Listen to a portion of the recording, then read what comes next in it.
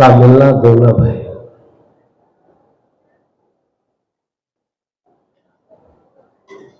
उनका स्वभाव, उनका जीवन, व्यक्तित्व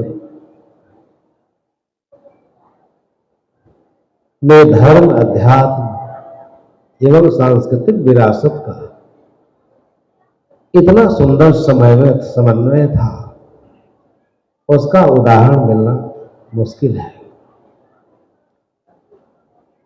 कई ऐसे संस्मरण मिलते हैं उनके जीवन के, जिनके विरोध में कुछ बोलते थे, वो भी इतना सुंदर, इतना मार्मिक, इतना मृदु भाषा में, इतना कोमल भाषा में, कि जिसके खिलाफ कहिए, जिसके विरोध में, वो बोलने का तरीका इतना अच्छा था कि शायद कहीं इसका उदाहरण नहीं मिलेगा। इतना मर्मस्पर्शी तरीके से, तलस्पर्शी तरीके से बोलते थे, वो सुनने के लिए विवश हो जाता था कि साहब की वाणी में इतना ओज था और इतना अट्रैक्शन था, इतना आकर्षण था कि सब लोग सहज हो जाते थे। एक मैं उदाहरण दूं, कभी कभी वो कहा करते थे, उनका जीवन के बारे में, उनके जीवन के बारे में जब आप जानने का प्रयास करते हैं, सिद्धार्थ नगर में उनका जन्म हुआ, ब्राह्मण परिवार में। इसी से आप समझ सकते हैं कि सदगुरु कबीर साहब की व्यावहारिक और जो सामाजिक पवित्र देशना है, वो सब ब्राह्मण धर्म के खिलाफ है। वो कभी बताते हैं, कभी कभी, कि रामचरितमानस का 16-17 साल की अवस्था में वो कथा करते थे, लोग सुनते थे, लेकिन पूर्व जन्म के कुछ ऐसे संस्कार थे कि साधु संत मिलते थे, उनका बड़ा आदर करते थे, उनसे कुछ जानने का प्रयास करते थे। एक बार तो बताते हैं कि एक ऐसे साधु आए कि देह पर भस्म लगाए थे, गांजा खूब पीते थे, दातुन भी नहीं करते थे। वो साहब के यहां 5-7 दिन रहे। आपको लगेगा कैसे साधु से साहब इतना स्नेह क्यों करते थे? और साहेब जी के सेवा से इतना प्रभावित हुआ कि कहा कि आप ऐसे चारा डाला करो, किसी दिन तुम्हारे दरवाजे में तो छोटी छोटी पक्षियां आ रही, किसी दिन हंस आएंगे।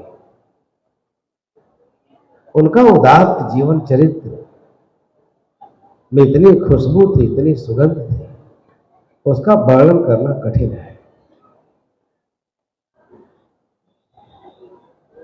इसलिए आज जो इतना बड़ा विराट समाज आप देख रहे हैं, उन्होंने ऐसा कृति किया कि चिरकाल तक ये मानवता की सेवा करते रहेंगे। उनके जो विपुल विचार, ज्ञान के अक्षय राशि पुंज से जीवन ओतप्रोत था। अनेक संस्मरण मिलते हैं, उसके जीवन को समझने में सहायता प्रदान करता है। अयोध्या में एक वैष्णव संत थे, तो जदा कदा साहब का प्रवचन सुना करते थे,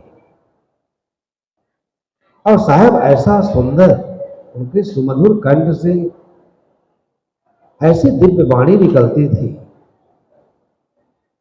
किसी भी विषय को टच करते हैं तो उसको नया आयाम दे देते हैं। ऐसा नहीं है कि वो पढ़ लिख करके बोल रहे हैं, किसी भी साखी को, शब्द को, गीता, रामायण, भागवत, भारतीय दर्शन पर तो इतना मजबूत पकड़ है कि शायद भारतीय मनीषा के किसी विद्वान में देखने को नहीं मिलता। और यह भी आश्चर्य, लोग पूछते थे कि साहब आप किस क्लास तक पढ़े हैं, कितना पढ़े हैं, तो कहते थे कि एक भी फेल है और 2 भी फेल है। ऐसे शिक्षा आप कहीं सुने? एक भी फेल और 2 भी फेल। तो लोग कहते थे साहब इसका मतलब नहीं समझ पाए, तो बताते थे, ऐसा जीवन था। कहे कि पिताजी स्वतंत्रता संग्राम सेनानी थे, तो कोई कांड हुआ होगा तो जेल में चले गए, पुलिस वाले पकड़ ले गए, ब्रिटिश हुकूमत की बात है।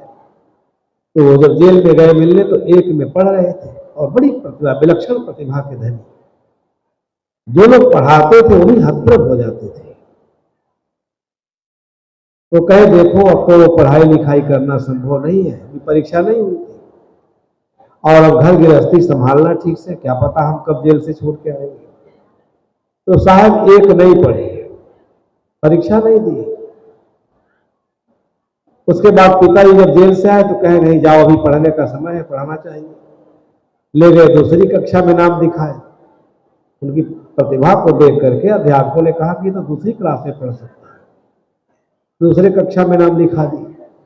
4-6 महीना पढ़े, तब तक फिर कोई राष्ट्रीय स्वतंत्रता आंदोलन हुआ, फिर पिताजी जेल चले गए। फिर साहब दूसरी का भी परीक्षा नहीं दे पाए। लेकिन घर पर इतना स्वाध्याय करते थे, आप लोग सुनते होंगे कि वो रात, चांदनी रात में मोटे अक्षरों के सारे ग्रंथ पढ़ जाते थे, इतनी लगन थी। और ज्ञान तत्व को जानने की इतनी तीव्र जिज्ञासा थी, शायद वैसा उदाहरण कहीं देखने को नहीं मिलता। इसलिए उनका व्यक्तित्व, उनके व्यक्तित्व की विशालता का परिचय अनेक संस्मरणों से मिलता है। और इतना उदार थे कि हर आदमी जब उनके पास बैठता था तो शीतलता का अनुभव करने लगता था। कोई भी प्रश्न पूछिए, अहंकार से रहित होकर, विद्वता और पांडित्य कौशल से रहित होकर इतना समुचित उत्तर देते थे कि सब लोग सहज हो जाते थे। तो अयोध्या के संत उनका प्रवचन सुना करते थे। बड़े बड़े नृत्य गोपाल दास जी से लेकर अयोध्या के जितने बड़े संत थे, तो एक संत के मन में बड़ी श्रद्धा उपजी कि राम शब्द पर ये जब बोलते हैं और राम शब्द की व्याख्या करते हैं तो हम लोग वहां टिक नहीं पाते हैं। हमारी सारी, ध्यान से सुनिए ना, हमारी सारी आराधना, पूजा पाठ, सुमिरन, भजन, ये श्री अभिलाष साहब की दृष्टि में सब निरर्थक है। और तर्क इतना तर्कशीलता थी, और नैतिकता के साथ, उस श्रेणी की नैतिकता के साथ, प्रेम मूलक नैतिकता के साथ अपनी बात कहते थे, तो लोग विमुक्त हुए बिना नहीं रह सकते थे। तो उनके मन में जिज्ञासा हुई कि एक दिन अपने आश्रम में प्रवचन कराएं। साहब के पास गए, निवेदन किया, तो साहब हंसकर कहे कि भाई हम तो आपके खिलाफ बोलते हैं, तो हमको वहां प्रवचन करने के लिए ले जाने का क्या औचित्य है, क्या मतलब है।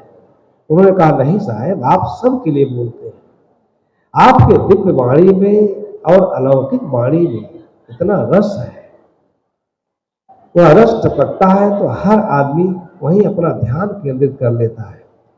ऐसा लगता है सभी धर्म शास्त्रों में से छान करके,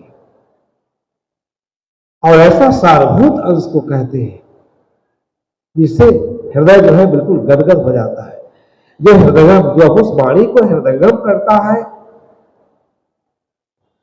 उसे लगता है कि तो वेद शास्त्र में जो कुछ हम पढ़े हैं वो बहुत कम है, साहब जो कहते हैं वो बड़ा अद्भुत है।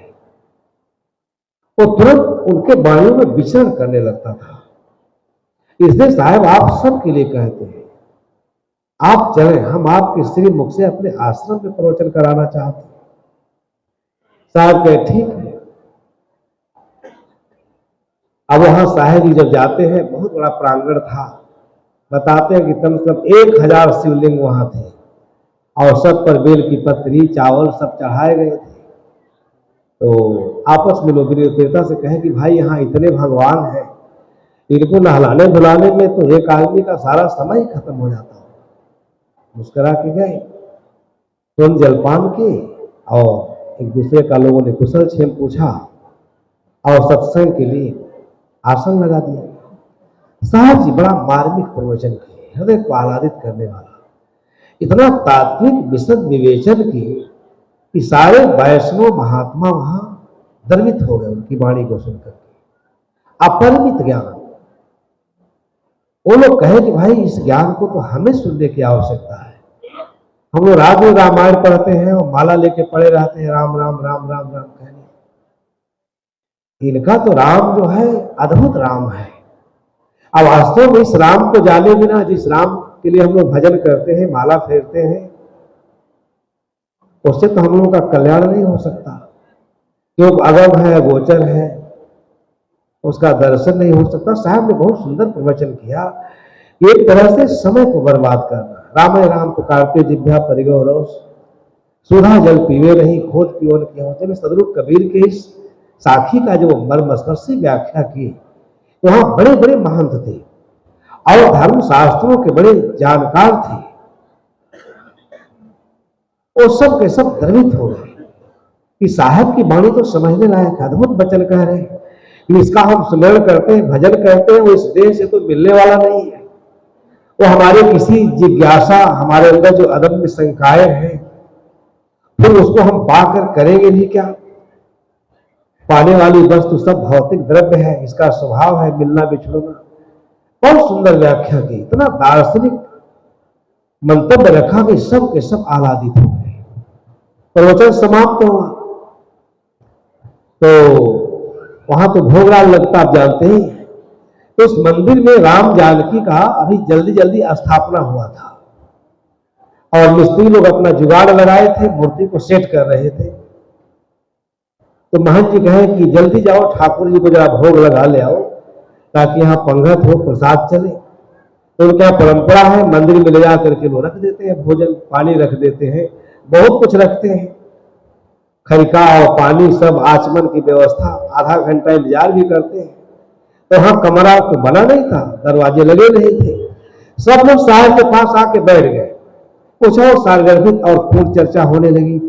और साहब की प्रशंसा में साहब ने, आप तो हम लोगों को बिल्कुल एकदम आपके वाणी से हम लोग संतुष्ट हो गए, तृप्त हो गए, आपके अद्भुत वचन तो सुनने लायक है। अब पुजारी भी, जो भंडारी पुजारी था भोग लगाने वाला, वो अभी खड़ा हो गया। तो 15-20 मिनट के बाद महाराज जी कहते हैं कि अरे जल्दी लाओ थाली, ठाकुर जी का भोग लगाए कि नहीं। तो दौड़ के जाता है, वो इधर आ गया और तब तक तो उसमें चूहा चला गया मंदिर में, और तार जुगाड़ लगाए थे रस्से उसी के। और उस चूहा को देख करके बिल्ली चली गई, और बिल्ली ऐसा कस के झपट्टा मारी कि रस्सी टूट गया और मूर्ति गिर गई। राम जानकी के दोनों का बाण टूट गया। अब लेके आया तो धीरे से कान में कहता है कि साहब, ठाकुर जी का प्रसाद तो जूठा हो गया। जूठा ही नहीं, वहां बिल्ली छलांग लगाई, लगता कोई चूहा चला गया और रस्सी टूट गई। भगवान का तो हाथ पैर ही टूट गया है। तो मानता है चुप देखो कहेगा, अरे कम से कम इनके सामने तो मत करो, सब जगह लिख देंगे जो भगवान अपना हाथ पैर नहीं बचा सका, अपना भोजन नहीं रक्षा कर सका, वो दूसरे का कल्याण क्या करे? कम से कम इनके सामने तो मत कहा करो, देखो कहे। तो साहब जी के व्यक्तित्व की ये उदारता थी, ये महिमा थी कि जो लोग सुनते थे और इतना कस के डांट के कहे, देखो कम से कम इनके सामने तो मत कहो, अभी सब तरफ लिख देंगे, चारों तरफ फैल जाएगा जो भगवान अपना भोजन नहीं रखा सका, दिल्ली से अपना हाथ पैर तोड़ा गया, तुम्हारी क्या रक्षा करेगा? तो साहब जी मुस्कुराते रहते, अद्भुत व्यक्तित्व के धनी थे। इस प्रकार जब हम लोग ये सुनते हैं कि साहब पढ़े लिखे नहीं थे, पढ़े लिखे लोग जब काशी विश्वविद्यालय में जाते थे, बनारस हिंदू विश्वविद्यालय में, और वहां हजारी प्रसाद द्विवेदी और विद्वान आते थे। एक दिन मैं उनका प्रवचन सुन रहा था, तो कई विद्वान गए थे, हजारी प्रसाद द्विवेदी जी ने बहुत काम किया था, लेकिन साहब जी के मन में बड़ी श्रद्धा थी साहब जी के प्रति, क्योंकि साहब जी के श्रीमुख से ऐसे अनिर्वचनीय वचन निकलते थे कि विद्वान भी अपने सुन करके असहज हो जाते थे। कितना स्वाध्याय करते होंगे, व्याकरण सम्मत भाषा बोलते हैं और इतना सुंदर बोलते हैं, संस्कृत इतना सुंदर उच्चारण करते हैं कि विश्वविद्यालय में पढ़ाने वाले विद्वान लोग भी हिल जाते थे। ये उनके जीवन की विशेषता थी। तो वहां मैं सुन रहा था कि साहब जी गए, कई विद्वान थे, सबकी बात हुई, कबीर और कबीर की देन पर सब पहले के प्रोफेसर लोग बोले, और जब साहब का नंबर आया तो साहब ने कहा कि आप लोगों ने संतों को पंथाई कहा है, लेकिन सबसे बड़े तो पंथाई का जो चिन्ह मिलता है आप लोगों में मिलता है, क्योंकि आप सही समीक्षा नहीं करते। इतना साहस था कि जब वो कोई बात कहते थे इतना तार्किक ढंग से कहते थे। इतिहास, परिवेश, पूर्व पक्ष और वर्तमान कि विद्वान लोग कहते थे कि हम लोग का लिखा पढ़ना तो सब बेकार हो गया, तुच्छ हो गया। राम कुमार जी के बारे में आप लोग जानते हैं कि साहब जी ने राम कुमार जी को बहुत डांटा। डांटा क्या मतलब, चिट्ठी लिख करके भेजे, कोई जवाब नहीं दिए कि आपने हमारे इष्ट के बारे में, सदगुरु कबीर के बारे में, जो भारतीय चिंतन का एक स्वर्ण स्तंभ है, और उसके बारे में आपने इतना बकवास कर डाला। उनकी 2 पत्नियां थी, लड़के थे, रमजरिया थी, फलाने टमाके, उनके पास साहस नहीं हुआ कि उत्तर दे सके। इतना बढ़िया मार्मिक लेटर लिखे तो विद्वान लोग ही हिल जाते थे। और कई आयाम है उनके जीवन का। सदगुरु कबीर साहब के बारे में जो विद्वान लोग पहले लिखते थे, पढ़ते थे,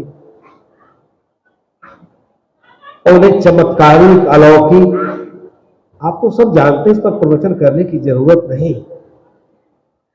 जब साहब अपनी व्याख्या लिखे तो सब कुहासों से, सब कुहासा छट गए, सब लोग पढ़ने लगे। तो जो अपना प्रवचन करके आए तो हजारी प्रसाद द्विवेदी कहे कि साहब, हम लोग को लगता है कि जब आप बोलते हैं तो हम लोग को अपने अल्पज्ञता का ज्ञान होता है कि हम लोग कितने अल्पज्ञ हैं। आप इतना विस्तार से, इतना सुंदर ढंग से, इतना सुव्यवस्थित, इतना तार्किक कि हम लोग हिल जाते हैं। ऐसा लगता है कबीर पर लिखने पढ़ने का मतलब है कि हम लोग आप जैसा जीवन जिए। तब ध्यान से सुनिएगा, विद्वानों की भाषा है कि कबीर साहब पर लिखने पढ़ने का तात्पर्य है कि अगर हम लोग आप जैसा जीवन जिए तब तो उसकी कोई सार्थकता है, अन्यथा उसका कोई मतलब नहीं है। आप कबीर को एकदम आत्मसात कर गए हैं, आप उसी में निरंतर खोए रहते हैं, डूबे रहते हैं। आप जैसा तो आज तक किसी ने लिखा ही नहीं, किसी ने कहा ही नहीं।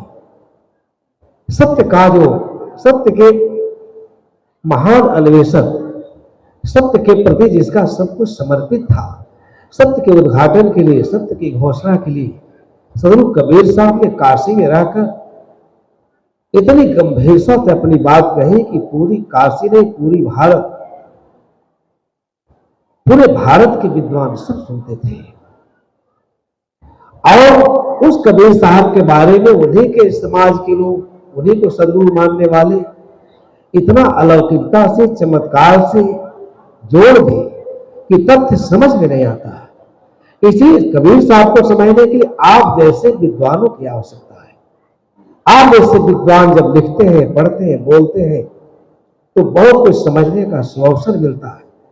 हम लोग रामचंद्र शुक्ल, आपने पढ़ा होगा उनकी किताब, रामचंद्र शुक्ल के बारे में जब टिप्पणी की, उसमें तो थे नहीं। कबीर का मेरी और शुक्ल की दृष्टि ऐसे कोई पुस्तक है, पढ़ना चाहिए। इतनी समीक्षात्मक पुस्तक है, इतना सुंदर समीक्षा किए हैं, इतना तथ्य से तथ्य से परिपूर्ण है कि कोई विद्वान उसका अनादर नहीं कर सकता।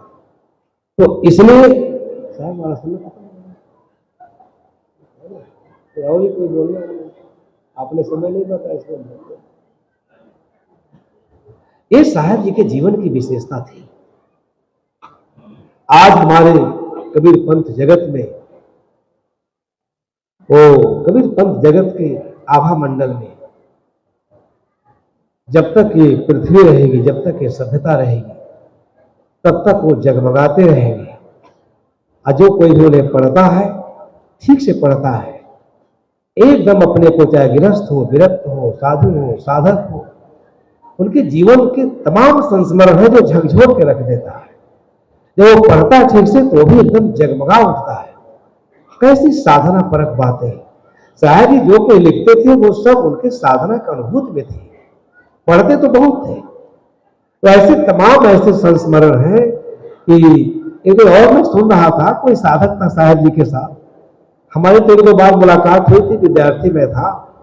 एक बार शिवपुर में गए, हम लोग पढ़ रहे थे, तो सबका पूछे, परिचय उसे पूछे, तो हम साहब से पूछे कि हम लोग को साहब जी करना क्या चाहिए, हम लोग भी कुछ संदेश दे के जाए। तो साहब बड़ा धीरे से कहे कि जो तुम कर रहे हो वही अच्छा मार्ग है, लेकिन संभल के चलना, रास्ता लंबा है। इतना मार्मिक तरीके से कहते थे कि वो हृदय को छू जाता था। और जब वो किसी को लेटर लिखते थे या संदेश देते थे तो आदमी चौंक करके जाग जाता था। ये उनके जीवन की, उनके व्यक्तित्व की विशेषता थी। अद्भुत था व्यक्तित्व। ऐसे अद्भुत व्यक्तित्व के धनी व्यक्ति भारतीय मनीषा में बिरले लोग मिलते हैं। एक बात बताते हैं कि गए नागपुर में बौद्ध विद्वान के पास। अब आपको जान के आश्चर्य होगा, बुद्ध क्या कहते हैं, महावीर क्या कहते हैं। जब कभी हम तो सुनते हैं, पूरा साहित्य तो मैं पढ़ नहीं पाया। मैं सोचा कि बुद्ध के बारे में जो पाली साहित्य से उनका परिचय नहीं था, कितने सदग्रंथों को मंगा के पढ़े होंगे और बुद्ध के दृष्टिकोण पर अपना पवित्र मत व्यक्त किया। और यही नहीं, विदेशों के विद्वानों को, चाइना के दार्शनिकों के ऊपर, ताओ के ऊपर लिखते हैं। इससे पता चलता है कि साहेब जी साधना तो करते थे, लेकिन जो स्वाध्याय उनका था इतना ऊंचा था, इतना ऊंचा था कि वैसा उदाहरण मिलना मुश्किल। साहेब जी पधारे, सब लोग खड़े हो गए। बोलिए सदगुरु देव की जय।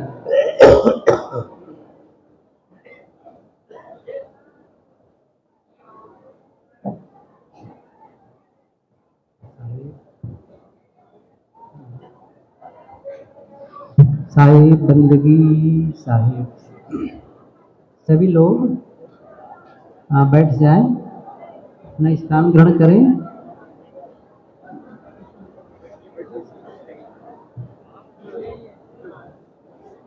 बैठ जाइए।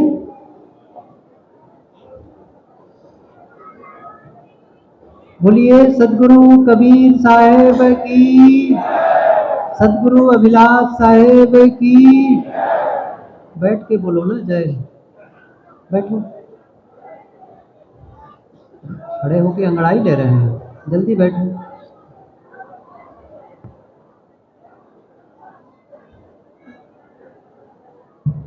साहब जी पूरा हो गया, बस हाँ कर दीजिए। इतनी बड़ी सभा, पूरा भारत यहाँ इकट्ठा हुआ है इस साहेब जी के व्यक्तित्व और उस व्यक्तित्व के संबंध से पूरा भारत अप्लावित है। उनका साहित्य पूरे भारत में पढ़े जाते हैं। शायद कबीर पंथ जगत में इतनी बड़ी सभा, अब पूरे भारत। हम एक बार गए पिछले साल उड़ीसा, तो उड़ीसा के बगल में थे हम लोग, वहां के कुछ भक्त आए थे और साहब जी के बारे में कह करके बड़ा भावुक हो जाते थे। साहब जी गए थे, साहब जी कहे कि देखो तुम लोग हमारा साहित्य पढ़ते रहना, कबीर साहब का प्रचार करते रहना, इससे समाज का बहुत लाभ होगा। तो इसलिए इस सदगुरु श्री अभिलाष साहब के व्यक्तित्व के कारण ही उससे आप्लावित होकर आज भारत के कोने कोने से लोग आए। आप सभी लोग जो उन्होंने निर्देश दिया हमारे लिए, उस निर्देश को आत्मसात करके जीवन जिए, अपना कल्याण करें। इन्हीं शुभकामनाओं के साथ में अपने विचारों को विराम देता हूं। प्रेम से बोलिए श्री सदगुरु देव की। बहुत बहुत आभार पूज्य साहेब जी, आप अपने व्यस्ततम समय से समय निकाल करके पधारे और सुंदर विचारों से हम सबको लाभान्वित किए। इसी प्रकार आपका विचारों का लाभ हम सबको मिलता रहे, यही अपेक्षा है। आज विगत वर्षों की भांति पूज्य गुरुदेव जी के संस्मरण में, उनकी स्मृति में कुछ परिचर्चा संतों से सुनी और पूज्य संतजनों से सुनी। पूज्य साहिब जी विराजमान हैं। एक भजन सुनते हैं गुरुदेव जी के भजन, गुरु शरण जी से, है ना। हाँ, एक भजन सुनते हैं। गुरुदेव जी ने जो कुछ